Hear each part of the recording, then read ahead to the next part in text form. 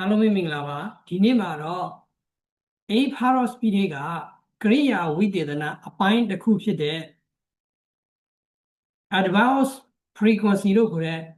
အကြိမ်တွေလေ့ထားတွေဖော်ပြတဲ့ကရိယာဝိသေသနအကြောင်းကိုသင်ပေးသွားမှာဖြစ်ပါတယ်ဒီနေ့က advanced time လို့ခေါ်တဲ့အရှိန်ပြတဲ့ကရိယာဝိသေသနကိုကျွန်တော်တို့သင်ပြီးဖြစ်ပါတယ်ကရိယာဝိသေသနကိုမသင်ခင်မှာကျွန်တော်တို့တွေပြောစရာတစ်ခုရှိပါတယ်အဲ့ဒါကြောင့် Friday ဖြစ်ပါတယ်Friday ကိုမလုပ်ဘူးဆိုရင်သင်သမျှအရာအလုံးကဘယ်လိုပြောရမလဲအိပ်ပေါက်နဲ့ဖားကောက်ဆိုတဲ့ပုံစံမျိုးလိုဖြစ်နေပါတယ်ဒါကြောင့်မလို့သင်ပြီးတဲ့အရာတွေကိုအပိုင်းနဲ့အပိုင်းနဲ့ခွဲပြီးတော့ကိုဘလို့ Friday လုပ်မလဲဆိုတာကိုအချိန်ယူပြီးတော့စဉ်းစားသင့်ပါတယ်ဒီနေ့မှာတော့သင်ပေးမယ့်အပိုင်းကကြတော့ကရိယာဝိသေသနရဲ့အပိုင်းလေးဖြစ်ပါတယ်အပိုင်းလေးမှာဘာတွေသင်မလဲဆိုတော့ advanced frequency လို့ခေါ်တဲ့အကြိမ်တွေလေ့ထားတွေကိုပုံပြတဲ့ကရိယာဝိသေသနအကြောင်းကို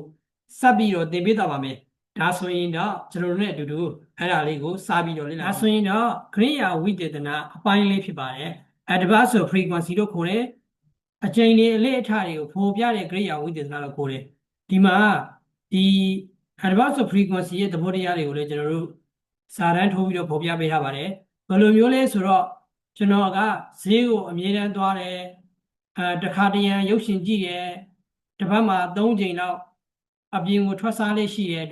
3ချိန်လောက်တို့တခါတရံတို့ဘယ်တော့မှကျွန်တော်ကအရက်မတောက်ဘူးဆိုတဲ့စကားလုံးတွေက advanced frequency လို့ခေါ်တဲ့အလေ့အထတွေအကြိမ်တွေကိုဖော်ပြတဲ့စကားလုံးဖြစ်တယ်အကြိမ်တွေအလေ့အထတွေဖော်ပြပြီးတော့ကရိယာကိုအထူးပြုတဲ့ကရိယာဝိသေသနကိုအကြိမ်တွေလေ့လာတွေဖော်ပြတဲ့ကရိယာကိုအထူးပြုတဲ့ကရိယာဝိသေသနကိုအကြိမ်လေ့ထားပြကရိယာဝိသေသနလို့ခေါ်တယ် always အမြဲတမ်း usually များသောအားဖြင့် often မကြာခဏ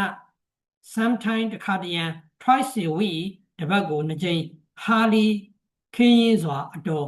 never ဘယ်တော့မှ ever အမြဲတမ်း sudden တော်တော်ကြာမှ occasionally ရံဖန်ရခါဒီစကားလုံးတွေက advanced frequency လို့ခေါ်တဲ့အကြိမ်တွေလေ့ထားတွေကိုဖော်ပြတဲ့ကရိယာဝိသေသနဖြစ်တယ်ဒီစကားလုံးတွေကိုကျွန်တော်တို့ရထားဖို့လိုတယ်သိထားဖို့လိုတယ်ဒါဆိုရင်ကျွန်တော်တို့တစ်ခေါက်ကြည့်ပါမယ် always အမြဲတမ်း usually များသောအားဖြင့် often မကြာခဏ sometime တစ်ခါတရံ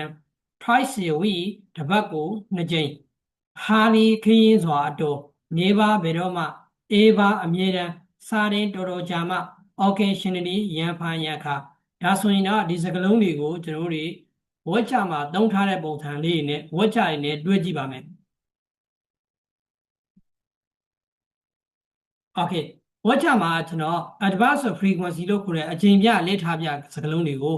မှန်နီနဲ့ပြထားပါတယ်နံပါတ်1ကိုကြည့်ပါမယ် the officer is often busy အရာရှိကမကြာခဏအလုပ်ရှုပ်နေတယ်ဒီနေရာမှာ often ဒီ advanced frequency ဖြစ်ပါတယ်နံပါတ်2 in sometime rain winter တခါတရံဆောင်းရာသီမှာမိုးရွာတယ် sometime ဒီ advanced frequency ဖြစ်ပါတယ်နံပါတ်3 Gogo always study his lesson in the evening ကိုကသူ့ရဲ့သင်ခန်းစာတွေကိုညနေဘက်မှာအမြဲလေ့လာတယ် Okay နံပါတ်4 My mother usually walk to the market ကျွန်တော်အမေကလမ်းလျှောက်ပြီးတော့ဈေးသို့အမြဲတမ်းသွားတယ်နံပါတ်5 He never eat breakfast in the morning သူကမနက်စာကိုမနက်ပိုင်းမှာဘယ်တော့မှမစားဘူးနံပါတ်6 I see a boat on the sea sometime ကျွန်တော်ကတခါတရံမှာပင်လယ်ထဲမှာလေစည်းကိုမြင်တယ် We visit our parents twice a week ကျွန်တော်ကမိဘတွေရှိကိုတစ်ပတ်ကို2ကြိမ်သွားလေတယ်နံပါတ်8 I never met the queen ကျွန်တော်ဘုရင်မကြီးနဲ့ဘယ်တော့မှမဆုံဘူးပါနံပါတ်9 she hardly went out သူအပြင်ကိုထွက်ခဲ့တယ်တော်တော်ကြာမှတစ်ခါထွက်တယ်စသည်အပြင်ပြောလို့ရတယ်နံပါတ်10 they started play football သူတို့ကတော်တော်ကြာမှဘောလုံးတစ်ခါကစားတယ်ဒီနေရာမှာစားတဲ့ဒီတော်တော်ကြာမှစသည်အဖြစ်နံပါတ်11 King watch TV occasionally ခင်ကရံဖန်ရခါ TV ကြည့်တယ်ဒီစကားလုံးတွေထဲမှာမှင်နေနဲ့ပြထားတဲ့စကားလုံးတွေက advanced frequency လို့ခေါ်တဲ့အကြိမ်လေ့ထားပြကရိယာဝိသေသနဖြစ်ပါတယ်ဒါဆိုရင်ထပ်ပြီးတော့ပြန်ကြည့်ပါမယ် The officer is often busy number 2 is sometimes rain in winter number 3 Coco always study his lesson in the morning Okay. Number 3, Coco always study his list in the morning, in the evening. Number 4, my mother usually walk to the markets. Number 5, he never eat breakfast in the morning. Number 6, I see a boat on the sea sometime. Number 7, we visit our parents twice a week. Number 8, I never met the queen. Number 9, she hardly went out. Number 10, they started play football. Number 11, KK watch TV occasionally.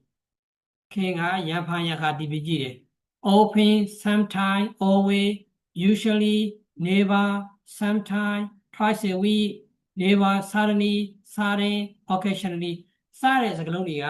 အချိန်တွေတစ်ပတ်မှာဘယ်နှကြိမ်သွားတယ်အလစ်အထတွေအမြဲတမ်းအဲ့ရထားတယ်စတဲ့စကားလုံးတွေကိုပေါ်ပြတဲ့ကရိယာဝိသေသနာဖြစ်တဲ့အတွက်စနစ်တကျလေးမှတ်ထားဖို့စနစ်တကျလေးလေ့လာထားဖို့လိုတယ်ဆိုတာကိုပြောရင်းနဲ့ adverb frequency တို့ခေါ်တဲ့ဒီအချိန်တွေအလစ်အထတွေပေါ်ပြတဲ့ကရိယာဝိသေသနာကနေပြီးအားလုံးနှုတ်ဆက်ပါတယ်နောက်လာမဲ့ဒီသင်ခန်းစာကြတော့ adverb degree တို့ခေါ်တဲ့အပိုင်းကိုဆက်လက်ပြီးတော့သင်ပြသွားပါမယ်အားလုံးနှုတ်ဆက်ပါတယ်